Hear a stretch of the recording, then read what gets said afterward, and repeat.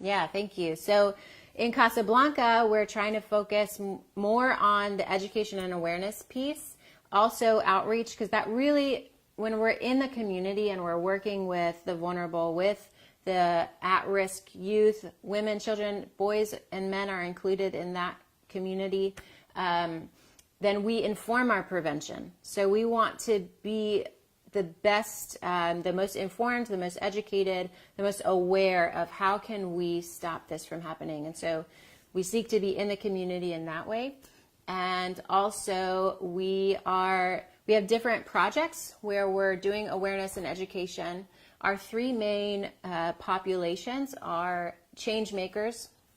So that's lawyers, policymakers, associations that are working in contact with victims, doing trainings for identification of victims. So the people who can make a real difference in the community and in the country, we're hoping to bring more education and awareness to them. And then also to those that are vulnerable or currently victims. Because there's a lot of people that don't even realize they've been trafficked.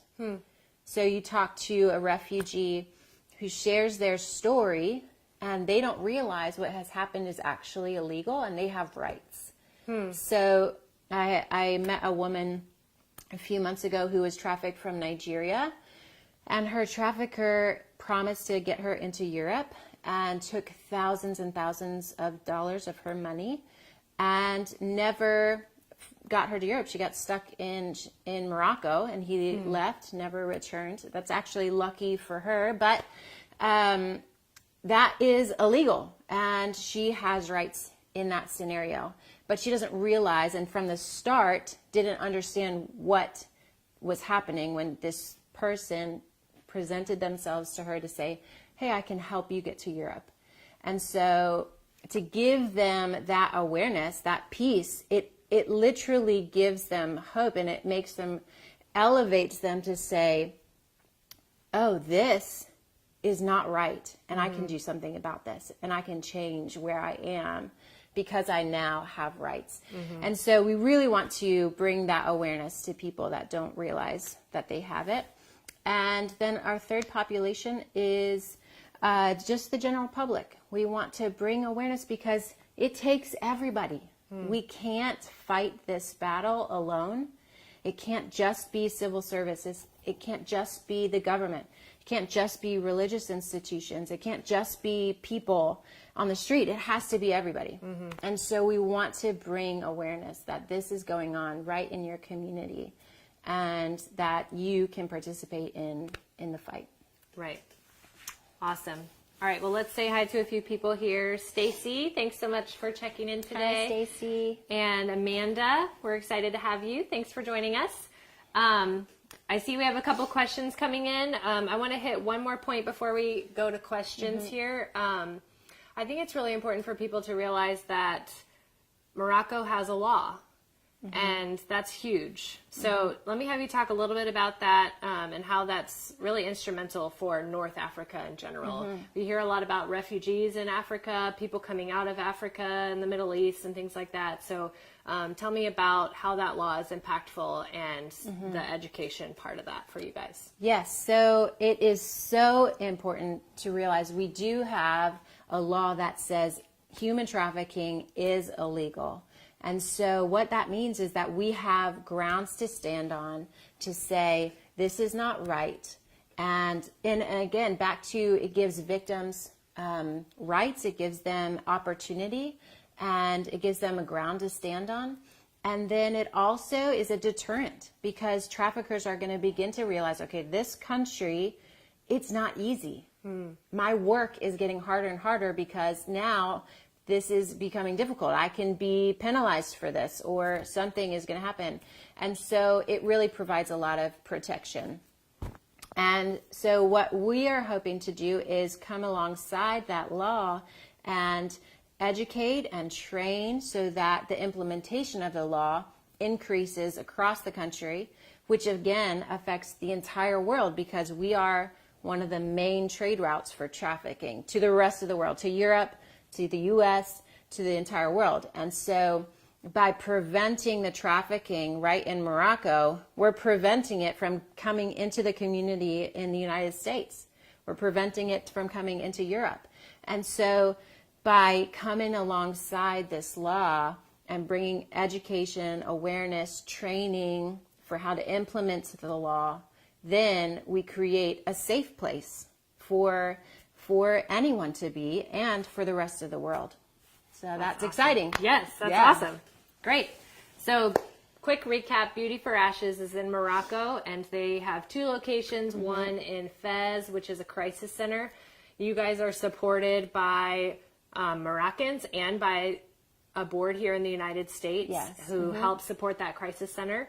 And then in Casablanca, primarily focusing on education and helping lawyers, helping prisons, helping all sorts of governmental agencies and people within the community just to be aware that there is a law and that victims have rights, and just really prevention. Right. Yeah. And we want to focus on prevention because statistics show that when you're working in human trafficking and you're doing rescue and rehabilitation, reintegration, those are extremely important, and we have to be doing those things. But they also are not very successful because of the intensity of the trauma that a victim experiences.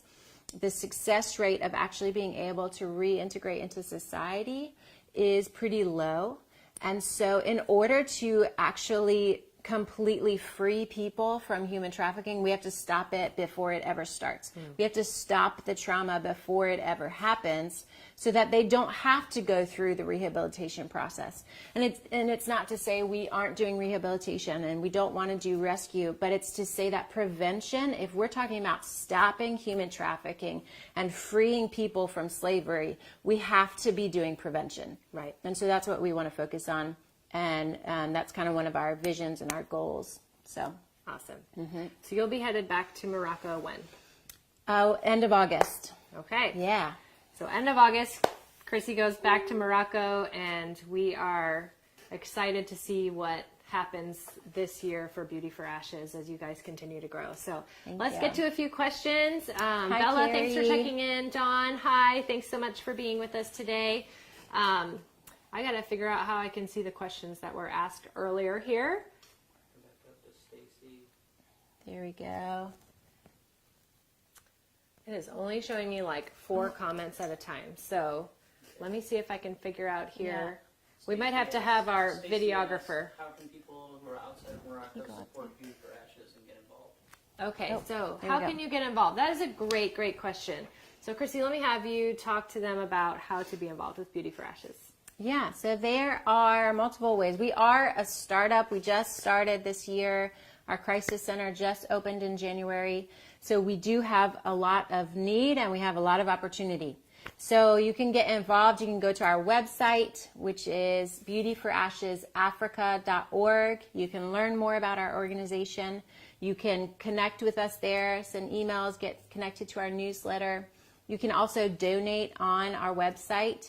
And that money is going to go directly to the work that we've been talking about. So it goes directly to the Crisis Center. It goes directly to our education and awareness programs. And we need people to partner with us so that we can make an impact, so that we can do the work that we know is important and we are called to do. And so you can join with us. You can contact us. There's also opportunities to volunteer with us. We are doing lots of different programs. So it could literally be boots on the ground, doing education, doing camps for our center, for some of our outreach programs, especially in the summer. We like to do different weeks where we're trying to do different programs, different camps. But we're also looking towards starting social businesses and providing job opportunities for people who are at risk. So that means we're looking for business people. We're looking for people with skills and professions that would help us to give job opportunities to those that are vulnerable. And that could even be doing, it doesn't have to be boots on the ground. It can be online. There's so much opportunity now with the internet, and the world is such a small place that we can just be doing video conferencing. So every skill, every person is beneficial in terms of how you can be involved, how you can help in this global issue. So yeah, there's lots of opportunities, and if someone's interested, just head on over to our Facebook page or our website and shoot us an email. We'd love to connect with you. Awesome. So number one, awareness. We'd love for you guys to share so that we can get the awareness out about human trafficking in general, but also specifically Beauty for Ashes. They are in a key, unique location in Morocco that is a huge just trafficking route. So we definitely want to get the information out there. And secondly, financial support is huge. You guys, you need money to do what you're doing. Yes, we're just starting, so we need money. So head on over to their website. You can give there, and their Facebook page will connect you to that. And boots on the ground, training, just connect with Chrissy through the Facebook page or through their website, and would love to just see how you guys can be a blessing. Rudy's asking, do you have any outreach to parents of young girls? I saw that question. Rudy, thanks so much for your question. Outreach to parents of young girls who are at risk. So we have, right now we're working in schools, and so we're working directly with students and youth. But through the schools, we hope to have opportunities where we can do programs after school, seminars, that type of thing with parents. In the refugee community, we have a little bit more opportunity working with adults. And so through different associations that are established in Morocco, they're doing incredible work in the community. We're able to partner with them, and we can work with them and their clients to educate them on the issue of human trafficking. Like we mentioned a little while ago, there's just people who don't even realize what human trafficking is or that they have been trafficked. So especially in the refugee population, it's really incredible to sit with a group of people, share what human trafficking is, and then that allows them to either avoid it from ever happening to them or their children, or to realize, well, I've been there, or I am there, and so now I have something to do about it. Right.